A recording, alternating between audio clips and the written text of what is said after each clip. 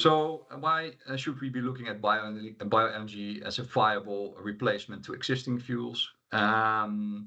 First of all, bio-LNG is a carbon neutral solution that's available today.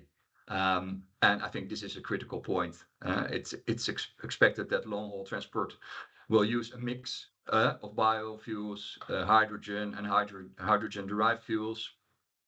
However, most of these fuels are still in research phase and not available at commercial scale. And bio-LNG is a carbon neutral fuel that is available today and that makes and takes advantage of existing LNG infrastructure and LNG engine technology. Furthermore, with standardized, proven bio-LNG production technology for on-site production being available to the market, it's also scalable.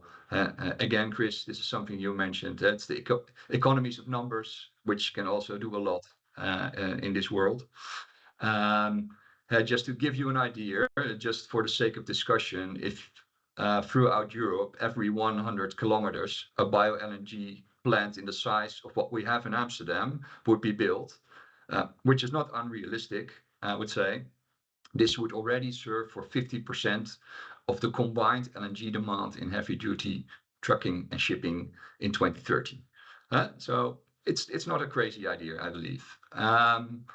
Second of all, when looking at the viability of bio-LNG in the comparison to alternative biofuels, which are available in the market today, these other biofuels always have to be used in a blend with a fossil fuel. And typically these blends already have an upper limit, let's say of maybe 10 or 20%.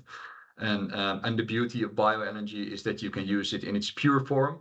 In other words, it can fully replace fossil LNG without any adjustments to engines or fueling infrastructure.